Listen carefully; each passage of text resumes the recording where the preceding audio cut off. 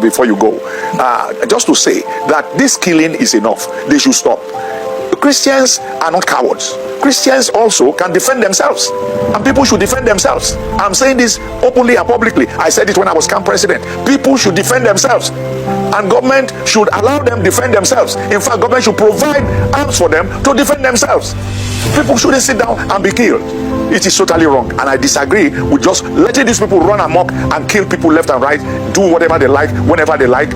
It is totally wrong.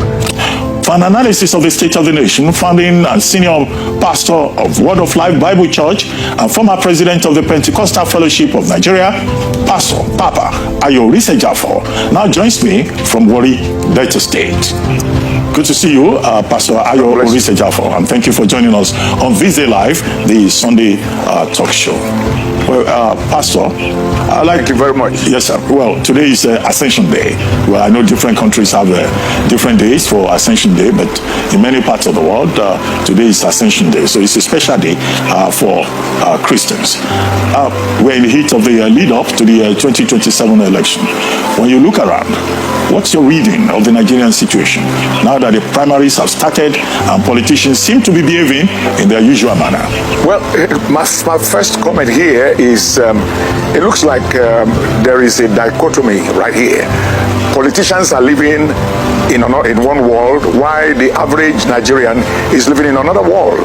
We don't seem to be in the same world, because when you look at the way politicians live, the way politicians spend money, the way the average politician does things, it's like it's a different world altogether. We are talking of election coming up next year. Does the average Nigerian really understand the implications of an election next year? Are they really following what is happening? Because most people are more concerned about their lives and about things that are happening to them every day. The problems they go through, the troubles they go through, the difficulties. I really would want to, for example, let's look at like the loans that we keep borrowing. We keep borrowing, and it just keeps increasing every day. Now, right now, this present administration, if I'm quoting correctly, is in the debts Nigeria owes now is about 71.9 trillion naira, as against Buhari's 74.7 trillion naira in 8 years. But the present administration is just two and a half years. So you wonder and you ask yourself, what is this? And we keep borrowing. And I think I was just hearing a while ago that they're getting ready to borrow another amount of money for the coming election. So what exactly are we doing? What exactly do we want to achieve? Are we really interested in the people? Are we interested in changing lives? Are we interested in Nigeria as a nation? It bothers me very deeply, my dear brother Ruben. It bothers me. I can't understand. I'm trying my best to understand. And I think if I don't, there are many millions of people who also cannot understand what is happening in Nigeria. All right, again, take the health sector. I mean, listen, let's be honest with ourselves. It's a total failure. Just look at it. How many government-run hospitals are really functioning in Nigeria? How many of them? Look around the country, the whole country. A country of over 200 million people. How many hospitals run by the government are functioning the way they should function? Do we have equipment? People are suffering. But in the meantime, the average politician can just get out of Nigeria with their family. They go to Paris, they go to London, they go to US, they go anywhere, treat themselves, and then they come back home. But the poor man, the common Nigerian, the average Nigerian is suffering.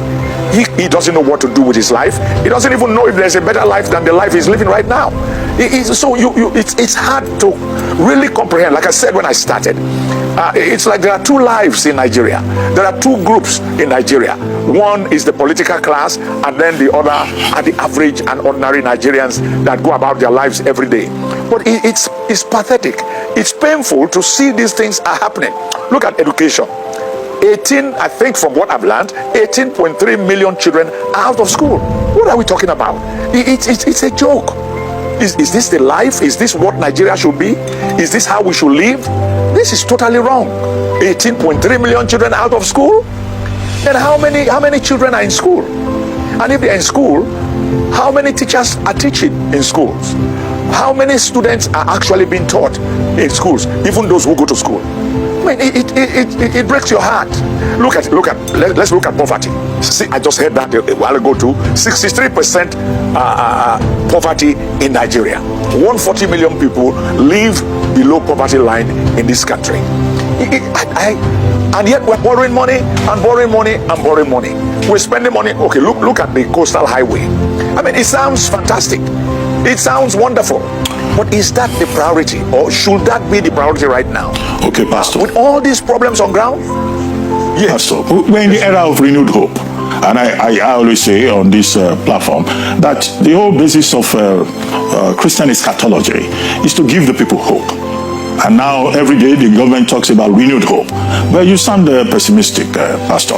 I mean, I thought you should be preaching hope to the people to buy into this renewed hope agenda. At a time when the people say, oh, they are in poverty and the situation is not encouraging. But I thought you will preach hope instead of sounding despondent. Well, my very good brother and friend, hope is built on something, not on nothing. Now, what kind of hope do you give to a man who cannot eat one meal a day? That it will be better tomorrow? That somehow something is going to happen and the money being borrowed, part of it will be given to him to start an agricultural project? Or what kind of hope do you want me to give to the average Nigerian who's listening to me right now? Hope is in the Bible, but hope, like I said, has to be built on something. You mentioned something now. You said renewed hope or renew hope. What do you renew here? You renew poverty as hope. You renew what do I call it now? 140 million people living below poverty line. What hope are you renewing? I think you need to have hope first before you renew the hope that you have. But I don't seem to see anything that indicates that there is a situation where there is even hope. Where is the hope? The reason Christians talk about hope is because Jesus died and he rose from the dead. Now, that automatically gives me hope that I can live in this world, and if time comes I leave this world, a day will come when I will also rise from the dead. There is hope that there is a place called heaven. Now, you started this, you told me, you talked about the church. Jesus said in John 14, he said, let not your heart be troubled. You believe in God, believe also in me. For in my Father's house there are many mansions. Many mansions. I go to prepare a place for you, so that where I am, there you will be also. Now that is hope. That is hope, my brother Ruben. But I'm wondering, what hope are we going to give to people, not to talk of renewing it? You want to look here in Warri, I know of homes, because of the rains that are falling, where people literally in their houses, some have built little boats, little canoes, as we call it here, with which they paddle to go to their bed when they want to sleep at night.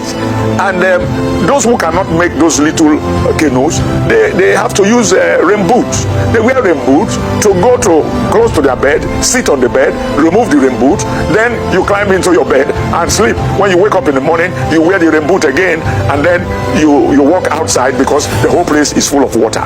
So it's difficult to talk of renewing hope, not to talk of the level of insecurity. I believe the first responsibility of any government is security and the well-being of the people. Now look at people being kidnapped every day across this nation. Like nobody runs anything. Everybody just does whatever they like. It doesn't matter what you want to do.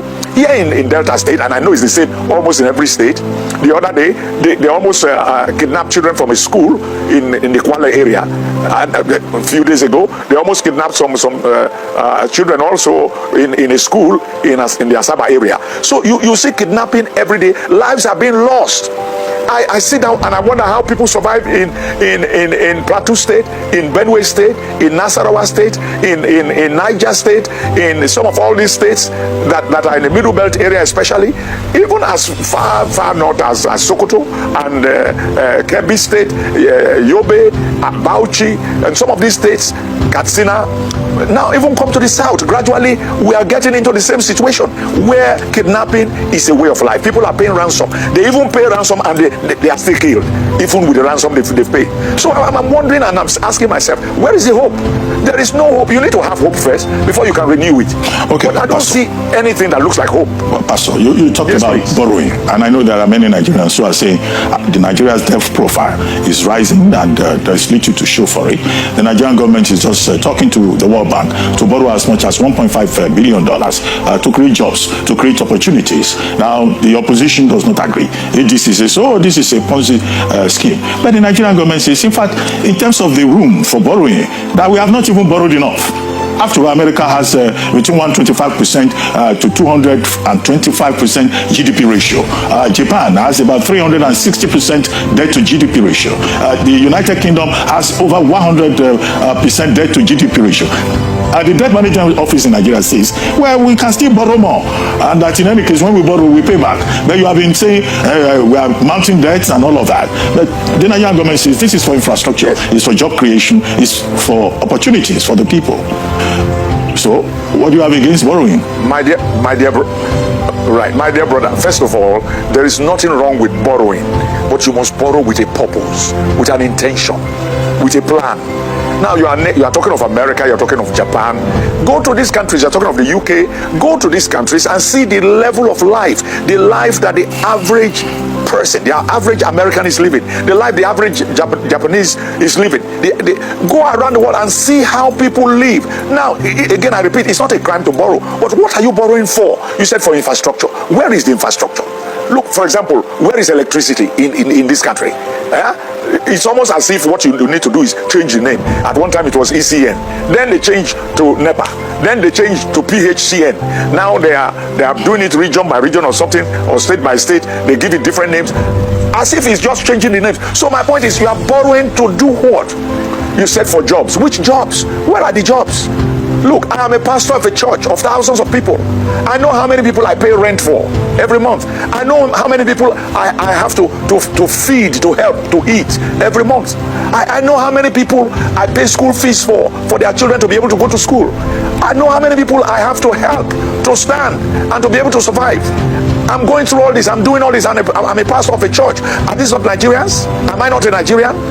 It's difficult to understand now. So you borrow all this money for, you say, for infrastructure, for development, for this, for please, Ruben, could you point at some of these developments? Could you point at some of the things that have been done? Because this is not the first amount. You just talked about 1.something billion now to be borrowed for. I thought it was even for election. Now you just said it's for development, it's for jobs. All the ones that have been borrowed, what have we used them for? Now, subsidy was removed. Where is the money for subsidy that was removed? What is it being used for? Now you are borrowing, you have removed subsidy. So I'm sitting here and I'm asking myself, what is it for? Now you must have a good reason for borrowing, because whatever you borrow must produce results. So Ruben, I'm sitting here and I'm looking for what I can say money has been used for. Borrowing, and now getting ready to borrow again. And we have a National Assembly that in hours they will approve anything that needs to be borrowed, any amount. They just borrow and keep borrowing. Ruben, please, I am not happy, and I suspect that most Nigerians are not happy. It is my responsibility to speak truth to power. I have to say things that have to be said. Lives of people have not improved at all.